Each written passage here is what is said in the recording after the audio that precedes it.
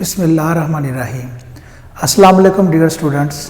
आज बेटे हम लेक्चर नंबर 8 पढ़ने जा रहे हैं चैप्टर 6 का, and the title of this lecture is control of bacteria. बेटे बैक्टीरिया यानी जरासीम हर जगह मौजूद है, हमारे घरों पर भी, हमारे फूड के अंदर भी, और हमारे जो इंडस्ट्रियल प्रोडक्ट्स हैं उनके अंदर भी मौजूद हैं। तो हमें चाहिए कि हम इन प्रोडक्ट्स के अंदर जर्म्स को कंट्रोल करें। कंट्रोल करने से क्या मुराद है, यानी उनकी ग्रोथ को इनहिबिट कर दें या उनको किल कर दें, ताकि हमारे खाने की अशिया, हमारे घर, हमारे इंडस्ट्रियल प्रोडक्ट्स इन जरासीमों से पाक हो सकें। तो जरासीमों से पाक करने के लिए समझ लें आज का हमारा टॉपिक है that is the control of bacteria. सबसे पहले हम ये देखते हैं कि कंट्रोल से क्या मुराद है बेटे। तो कंट्रोल ऑफ बैक्टीरिया से क्या मुराद है जी, इसमें दो काम आपने करने हैं। या तो हम बैक्टीरिया को किल कर देंगे, आइदर द किलिंग, और या तो किलिंग कर देंगे, और अगर किलिंग नहीं तो हम उसकी ग्रोथ को कम से कम रोकें, that is the inhibition in growth, और inhibition of growth of bacteria. तो बैक्टीरिया की ग्रोथ को रोकना यानी इनहिबिट करना या उनको किल कर देना, ये बेटे बैक्टीरिया का कंट्रोल कहलाता है। अब अगर हम बैक्टीरिया को कंट्रोल कर लें, सपोज कर लें अगर हम इसको कंट्रोल कर लेते हैं, इसकी ग्रोथ को इनहिबिट कर लेते हैं, तो इसकी क्या इंपॉर्टेंस होगी। इससे की जो इंपॉर्टेंस है बेटे, मैं अब आपको ये बताया तो जी इम्पोर्टेंस, इससे फ़ायदा ये होगा कि आपके अंदर जितनी भी डिजीज़ हैं बेटे, वो भी बैक्टीरिया से हो रही हैं ज़्यादातर डिजीज़, तो हम उनसे बच जाएंगे। यानी पहला जो फ़ायदा है that is the prevention from disease. तो बीमारियों से बचने का काम जो है वो हो जाएगा। दूसरा फ़ायदा क्या होगा, हमारी जो फूड है उनको भी ये जर्म्स स्पॉइल कर देते हैं यानी ख़राब कर देते हैं। So that also prevention from spoilage of food. तो हमारी जो फूड है बेटे वो भी स्पॉइलेज से यानी ख़राब होने से बच जाएगी। तो इस तरह करने के लिए भी आप जर्म्स को कंट्रोल करेंगे। और तीसरा मैंने बताया था आपको कि हमारे जो इंडस्ट्रियल प्रोडक्ट्स हैं, जैसे बहुत सारी इवन के जो ड्रग्स हैं, मेडिसिन्स हैं, वो भी हमारे जो फार्माकोलॉजी है या फार्मेसी की जो इंडस्ट्री है वहाँ से आती हैं। तो उनके अंदर भी आपने जर्म्स को कंट्रोल, जिस तरह हमारा मिल्क है, तो आप जो टेट्रा पैक मिल्क यूटिलाइज करते हैं, इसको आपने क्या किया हुआ, जर्म फ्री किया हुआ है। तो जर्म फ्री करना से किससे क्या होगा, आपके फूड की स्पॉइलेज भी रुक जाएगी और आपके इंडस्ट्रियल प्रोडक्ट्स जो हैं वो भी वहाँ से सेफ हो जाएंगे। तो that the third importance of control of bacteria क्या है बेटे, that is the prevention. Again आप क्या लिखेंगे जी, prevention from damage, prevention from damage in industrial products. तो इंडस्ट्रियल प्रोडक्ट्स के अंदर जो डैमेज है उसको प्रोटेक्ट करने के लिए, उसको प्रिवेंट करने के लिए भी आप बैक्टीरिया को कंट्रोल करेंगे। तो ये बेटे हमारे पास इसकी इम्पोर्टेंस है। अब अगर आप बैक्टीरिया को कंट्रोल करना चाहते हैं तो इसके हमारे पास दो मेथड हैं। एक का नाम फिजिकल कंट्रोल है और एक का नाम केमिकल कंट्रोल है। जी बेटे, तो कंट्रोल हमारे पास दो तरह से हैं। कौन कौन से, physical control and chemical control. तो कंट्रोल हमारे पास जी बैक्टीरिया को करने का दो तरह से है। जी कौन कौन से बेटे मैंने बताया आपको, physical control and chemical control. तो पहली फुर्सत में हम फिजिकल कंट्रोल को अंडरस्टैंड करेंगे और उसके बाद नेक्स्ट बेटे हम केमिकल कंट्रोल को अंडरस्टैंड करेंगे। जी अब यानी हम जो पढ़ने जा रहे हैं that is the physical control. क्या नेम बेटे इसका है जी, फिजिकल कंट्रोल। फिजिकल कंट्रोल से मुराद है कि आप कोई ना कोई फिजिकल एजेंट यूज़ करेंगे for the controlling of bacteria. तो इस अमल को, फिजिकल कंट्रोल के इस अमल को हमने एक और नाम भी दिया है बेटे, जिसको स्टरलाइजेशन कहते हैं। जी क्या नाम बेटे इसका है जी, दैट इज स्टरलाइजेशन। जी, क्या नाम बेटे इसका है? स्टरलाइजेशन। अब आइए इसको डिफाइन कर लेते हैं, स्टरलाइजेशन क्या होती है। तो इसको हम यूँ लिखेंगे, दी यूज ऑफ, यानी आपने यूज करना है किन को बेटे, मैं लिखने लगा हूँ फिजिकल एजेंट्स, यानी आपने किन को यूज किया बेटे? फिजिकल एजेंट्स को यूज किया। किस लिए? टू इनहिबिट, यानी या तो आप इनहिबिट करेंगे यानी रोक देंगे दी ग्रोथ ऑफ बैक्टीरिया। तो बैक्टीरिया की ग्रोथ को रोकने के लिए हमने जिन फिजिकल एजेंट्स को यूज किया है, तो इस प्रोसेस को आप स्टरलाइजेशन कहते हैं। अब यहाँ पे दो बातें बेटे मैं आपको बताता हूँ। एक तो ये फिजिकल एजेंट्स कौन कौन से होंगे, इसके बारे में हम डिस्कस करेंगे। और स्टरलाइजेशन को अगर मैं ओवरऑल इसका मीनिंग आपको बताऊं, ओवरऑल बेटे अगर मैं आपको इसका मीनिंग बताऊं, so that is the destruction of all life forms. यानी जैसे मैं मिसाल देता हूँ बेटे, जैसे आप टेट्रा पैक मिल्क की मैं बात कर रहा था, तो वह उसके अंदर से जितनी भी लाइफ है, जितने भी बैक्टीरियाज हैं, उन सब को हमने वहाँ पे कंट्रोल करना है, इनहिबिट करना है। यानी ऑल टाइप ऑफ लाइफ को उस प्रोडक्ट में से निकाल देना, किल कर देना, डिस्ट्रॉय कर देने के अमल को हम ओवरऑल डिस्ट्रक्शन कहते हैं। ओवरऑल जो डिस्ट्रक्शन हुई है उसको हम स्टरलाइजेशन कहते हैं।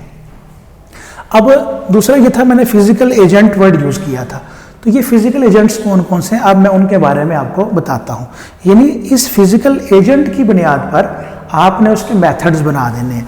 तो पहले मैं एक छोटा सा पॉइंट और मेन हेडिंग लगा देता हूँ, दैट इज दी मेथड्स। अब इसके बाद जो मेथड्स हैं उसमें हम फिजिकल एजेंट्स को वन बाय वन यूज करी जाएंगे। जी, इन मेथड्स में हम डिफरेंट फिजिकल एजेंट्स को यूज करी जाएंगे। पहला जो फिजिकल एजेंट है बेटा, number 1, that is the high temperature. जी बेटे, वो क्या है? हाई टेम्परेचर है। तो टेम्परेचर का हाई होना जो है, ये भी बैक्टीरिया को किल करता है। कैसे बेटे? आपको पता है कि ये जो टेम्परेचर का हाई होना है, ये क्या करेगा? That will lead to the enzymes denaturation. तो जितने भी एंजाइम्स होते हैं उनकी डीनेचुरेशन के लिए, यानी उनके स्ट्रक्चर जो है वो डीनेचर हो जाते हैं, डैमेज हो जाते हैं। तो आपको पता है एंजाइम्स रुक जाएगा तो मेटाबॉलिज्म रुक जाएगा, और जब मेटाबॉलिज्म रुक जाएगा तो वो बैक्टीरिया डेड हो जाएंगे। तो बैक्टीरिया में पाए जाने वाले एंजाइम्स को हाई टेम्परेचर ने डैमेज कर दिया। ये बेटे प्रोसेस हम यूज़ करते हैं इन मेडिकल लेबोरेटरीज, जिसको मेडिकल लैब्स भी कहते हैं। तो ये पहला हमारा मेथड है। दूसरा मेथड में बेटे हमारे पास हीट है, जिसको आप नाम देते हैं मॉइस्ट हीट का। अब हीट जो है ये दो तरह की है, एक का नाम बेटे मॉइस्ट हीट है। मॉइस्ट हीट से मेरा जिसमें वाटर वेपर, जैसे भाप है, ये मॉइस्ट हीट में आती है। तो मॉइस्ट हीट के नतीजा में क्या होगा? There is a coagulation of proteins. अब ये कोएगुलेशन क्या है, पहले इसको समझने के लिए बेटे, जब आपने अक्सर देखा होगा, जब हम किसी जानवर को ज़िबा करते हैं तो उसका ब्लड जैसे ही बॉडी से बाहर आता है तो आफ्टर फ्यू मिनट्स क्या होता है, वो क्लॉट बनाना शुरू कर देता है, वो जम जाता है। तो इसका मतलब वो जो ब्लड था, अगर हमारे बॉडी में वो लिक्विड फॉर्म में है और वो फ्लो कर रहा है, तो ही वो अलाइव है, तो ही वो जिंदा है। जैसे बॉडी से बाहर गया, उसके अंदर क्या हुआ, वो कोएगुलेशन हो गई, यानी क्लॉटिंग हो गई, और एज अ रिजल्ट वो ब्लड क्या हो गया, डेड हो गया, क्योंकि उसको ऑक्सीजन नहीं मिली और वो कोएगुलेट हो गया। बिल्कुल ऐसे ही बेटे मॉइस्ट हीट से क्या होगा, बैक्टीरिया के अंदर पाए जाने वाले जो प्रोटीन्स हैं वो कोएगुलेट हो जाएंगी, और कोएगुलेट को मैं यहाँ पे लिख भी देता हूँ दोबारा से, क्लॉटिंग उसकी हो जाएगी। क्या हो जाएगी बेटे? क्लॉटिंग। ओके, तो एज अ रिजल्ट वो जर्म्स क्या हो जाएंगे, किल हो जाएंगे। तो इस तरह मॉइस्ट हीट जो है वो बैक्टीरिया को डैमेज करती है। नंबर तीसरा मेथड जो बेटे आपके पास है, that is the dry heat. जी बेटे, इसका नाम क्या है? Dry heat. अब ड्राई हीट से क्या मुराद है? जैसे ओवन की हीट है। अब ओवन जो है हमारे पास वो ड्राई हीट देते हैं, यानी आपने फ्रिक्शन से वो हीट पैदा की, ड्राई हीट पैदा की, और वो ड्राई हीट से अगर आप जर्म्स को किल कर दें तो उसका नाम क्या हो जाएगा, ड्राई हीट।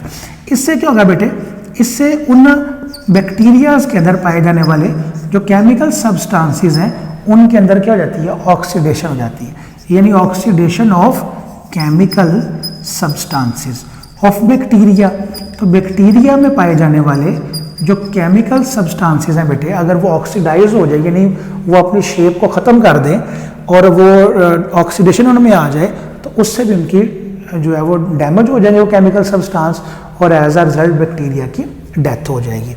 इसी तरह बेटे हमारे पास नंबर 4 जो मेथड है, number 4 that is the radiations. Radiations जो है बेटे वो आपको पता है बहुत तरह की होती हैं, बहुत सारी हैं, लेकिन इनमें से आपने वो रेडिएशंस लेनी है, याद रखें, जो जिनकी वेवलेंथ बिलो 300 नैनोमीटर है। तो 300 नैनोमीटर से कम वाली रेडिएशंस को हम यूज़ कर सकते हैं, या ये बेस्ट रेडिएशंस होती हैं for the killing of bacteria. तो और इसके जो एग्जांपल है बेटे वो हमारे पास वो है गैमा रेज। गैमा रेज जो है बेटे वो उनकी वेवलेंथ 300 नैनोमीटर से कम होती है, और वो बेस्ट हम यूज़ करते हैं फॉर द किलिंग ऑफ और for the controlling of bacterias. और इसके अलावा बेटे हमारे पास जो 5 मेथड है, number 5 that is the number 5 और लास्ट जो मेथड है बेटे, इसको आप नाम देते हैं मेम्ब्रेन फिल्टर्स। क्या नाम देंगे बेटे, मेम्ब्रेन फिल्टर्स। अब ये मेम्ब्रेन फिल्टर से क्या मुराद है बेटे, ज़रा गौर फरमाना है आपने। कुछ हमारे पास ये यूज़ होगा, ये मेथड जो है दैट इज़ यूटिलाइज, ज़रा पहले मैं लिख दूँ, दैट इज़ यूटिलाइज फॉर, ज़रा सुनने वाली बात है बेटे, फॉर एंटीबायोटिक्स, यानी आपके पास अगर एंटीबायोटिक आपने कोई बनाई है, इसके अलावा हार्मोन्स, अगर आपने हार्मोन्स बनाए हैं लैब के अंदर या इंडस्ट्री के अंदर, या आपने सीराज बनाए हैं, तो इनको जर्म से फिल्टर करने के लिए, जर्म से इनको फ्री करने के लिए आप एंटीबायोटिक्स, हार्मोन्स और सीराज, अगर इनको आप जरासीमों से पाक करना चाहते हैं, इनके अंदर अगर जर्म्स को कंट्रोल करना चाहते हैं, तो आप ये वाले 4 मेथड्स अप्लाई नहीं कर सकते हैं। बिकॉज अगर मैं radiations, dry heat, moist heat या high temperature in life product पर लगा दूंगा, अप्लाई कर दूंगा, तो एज अ रिजल्ट ये मॉलिक्यूल्स भी क्या हो जाएंगे, डीनेचर हो जाएंगे। इनकी जो स्ट्रक्चर है, जो कॉन्फ़िगरेशन है, जो शेप है, वो भी ख़राब हो जाएगी। लिहाजा इन 4 मेथड्स को आप यूटिलाइज नहीं कर सकते हैं। अब ये सीराज क्या होते हैं बेटे, सीराज थोड़ा सा मैं बता दूं, जब आप ब्लड में से ब्लड सेल्स और फाइब्रिनोजिन प्रोटीन को निकाल देते हैं, तो बाकी जो ब्लड का हिस्सा बचता है उसके साइटोप्लाज्म का, उसको आप नाम देते हैं, या उसका जो उसका जो ब्लड के अलावा जो प्लाज्मा है उसके अलावा जो मटेरियल होगा उसको नाम देंगे सीराज। तो सीराज क्या है बेटे, कब बनेंगे, व्हेन वी रिमूव, यानी जब आप रिमूव कर देंगे, मैंने 2 बातें बताएंगे बेटे, ब्लड सेल्स, यानी ब्लड के सेल्स को, बच्चों कौन कौन से ब्लड सेल्स होते हैं, red blood cell, white blood cell और प्लेटलेट्स, आपने ये ब्लड से निकाल दी, एंड फाइब्रिनोजिन प्रोटीन, और एक प्रोटीन होती है बेटे ब्लड के अंदर फाइब्रिनोजिन। तो अगर आप इनको ब्लड से निकाल देंगे फ्रॉम ब्लड, तो उसका नाम क्या देंगे जी, दैट इज़ अ सीरम। तो डिफरेंट सीरम भी आजकल हम लैब में बनाते हैं, और ये सीरम भी हम पेशेंट्स को अप्लाई कर देते हैं, तो एज अ रिजल्ट वो रिकवर हो जाते हैं, ठीक हो जाते हैं। तो आप सोचें बेटे कि एंटीबायोटिक्स, ये तो आप जानते होंगे, ये हम जो बनाते हैं बैक्टीरियल डिजीज़ के अगेंस्ट, हार्मोन्स जैसे ग्रोथ हार्मोन्स हैं, या हमारी बॉडी के अंदर और मुख्तलिफ तरह के हार्मोन्स हैं, और सीराज, तो इन बायोलॉजिकल प्रोडक्ट्स पे आप मेम्ब्रेन फिल्टर का मेथड अप्लाई करते हैं। मेम्ब्रेन फिल्टर सिंपल ये एक फिल्टर पेपर है, फिल्टर मेम्ब्रेन होती है, आप उसके ऊपर से प्रोडक्ट को गुजारेंगे तो प्रोडक्ट आपका पास ऑन करके नीचे चला जाएगा, जबकि बैक्टीरियाज या जो भी जर्म्स उसके अंदर है वो मेम्ब्रेन के ऊपर रह जाएंगे। तो एज अ रिजल्ट जो आपका प्रोडक्ट आएगा बेटे वो क्या होगा, वो जर्म फ्री होगा, उसमें आपने जर्म्स को बैक्टीरिया से फ्री कर लिया है। तो ये 5 मेथड्स आप यूज़ करके अपने बैक्टीरियाज को कंट्रोल कर सकते हैं by using the physical methods. तो ये बेटे जो हमारा फिजिकल कंट्रोल था, इसमें इसको आपने क्या नाम दिया था? स्टरलाइजेशन का। तो use of physical agents to inhibit the growth of bacteria. और उन फिजिकल एजेंट्स में मैंने 5 आपको बताए हैं और इन 5 की डिटेल आपने लिखनी है। बेटा अगर आपको कोई प्रॉब्लम आती है रिगार्डिंग दी टॉपिक, तो आप व्हाट्सएप ग्रुप जो हमने बनाया हुआ है उस पे आप वो क्वेश्चंस हमें पूछ सकते हैं, और उसमें आप 1 बाय 1 जो है वो क्वेश्चंस किया करें। उसमें 2-3 बेटे गुजारिशात हैं, वो ये कि जब भी आप कोई क्वेश्चन करें तो थोड़ा सा वेट करें रिस्पॉन्स का, और उसके बाद फिर आप अगला मैसेज करें। और आप एक मैसेज करते हैं, बार बार वो दूसरा तीसरा मैसेज कर ही जाते हैं, जबकि हम दूसरे बच्चों को उनके क्वेश्चंस के आंसर डिलीवर कर रहे होते हैं। दूसरा बेटे ये है कि आप कोशिश करें, ये मेरी आपसे रिक्वेस्ट है कि आप रिलेटेड टू टॉपिक जो है वो क्वेश्चन करें। और ये सारा सिलेबस जो आपको पढ़ाया जा रहा है ये अकॉर्डिंग टू ALP पढ़ाया जा रहा है, यानी आपका जो स्मार्ट सिलेबस है उसके अकॉर्डिंग ये सारे टॉपिक्स आपको करवाए जा रहे हैं। जी बेटे, तो ये हमारे फिजिकल एजेंट्स से। नेक्स्ट हमारे पास जो मेथड है बेटे, जो कंट्रोल है, उसको आप नाम देंगे जी, दैट इज केमिकल कंट्रोल। क्या नेम देंगे बेटे? Chemical control. अब केमिकल कंट्रोल क्या होगा? इसमें केमिकल मेथड्स आपने यूज करने हैं, तो इसको हम यूं बोलेंगे दी यूज ऑफ दी, इसको मैं लिख देता हूं, दी यूज ऑफ केमिकल सब्सटेंसेस। यानी अगर आप केमिकल सब्सटेंसेस को यूज करें, वहां पे आपने फिजिकल एजेंट्स को यूज किया था to inhibit the growth of bacteria, तो इसको आप नाम देंगे जी केमिकल कंट्रोल का। और इस केमिकल कंट्रोल में बेटे हमारे पास 3 मेथड है। यहाँ पे आपने 5 पढ़े हैं, यहाँ पे हमारे पास 3 ये मेथड्स हैं। पहले मैं लिख दूँ बेटे, तो यहाँ पे आपने ये मेथड्स की हेडिंग जो है वो लगानी है जी। तो कितने मेथड मैंने आपको बताए हैं जी? 3 मेथड्स। उसमें नंबर 1 आपके पास है, दैट इज एंटीसेप्टिक्स। जी बेटे, एंटीसेप्टिक्स ये आपका पहला जो है वो मेथड है केमिकल कंट्रोल के अंदर। अब इसका मतलब कि कोई केमिकल सब्सटेंस होंगे। अब ज़रा इसकी डेफिनेशन पहले मैं कर लूँ, फिर मैं आपको इसके बारे में अंडरस्टैंड करवाता हूँ। जी बेटे, इसको हम यूँ बोलेंगे दी केमिकल सब्सटेंसेस, यानी नो डाउट ये केमिकल मेथड है तो ये भी केमिकल सब्सटेंसेस होंगे, यूज्ड ऑन, बेटे बड़ा इंपॉर्टेंट वर्ड है, यूज्ड ऑन लिविंग सरफेसेस, जिसको आपने एक तो जानदारों के ऊपर अप्लाई करना है, लेकिन जानदारों के ऊपर सरफेस के ऊपर ये आपने अप्लाई करना। Living used on living surface to inhibit the growth of bacteria. तो बैक्टीरिया को की कंट्रोल करने के लिए और उसकी ग्रोथ को कंट्रोल करने के लिए अगर आप कोई केमिकल सब्सटेंस यूज करें, यूज्ड ऑन लिविंग सरफेस, यानी स्किन के ऊपर, जैसे आप मिसाल के तौर पर आप यूज कर रहे हैं सरफेस के ऊपर, जैसे कोई कट लग जाए तो आप डॉक्टर के पास जाते हैं, वो सबसे पहले आपके जख्म को साफ करते हैं, यानी वो जिस मटेरियल से साफ कर रहा है आपके स्किन के ऊपर, उसका नाम क्या है? एंटीसेप्टिक्स है। वो आपने लिविंग सरफेस पे यूज किया। इसकी एग्जांपल्स जो है अगर मैं आपको बता दूं बेटे, जैसे स्किन एंटीसेप्टिक्स आपके पास हैं, तो उनकी एग्जांपल्स अगर मैं आपको बताऊं तो 2 हमारे पास हैं, that is number 1 isopropyl alcohol. जी बेटे, आइसोप्रोपाइल अल्कोहल। और नंबर 2 एग्जांपल जो दैट इज क्लोरोहेक्सिडीन। जी बेटे, क्लोरोहेक्सिडीन एंड आइसोप्रोपाइल अल्कोहल। तो ये एंटीसेप्टिक्स के जो है वो एग्जांपल्स हैं।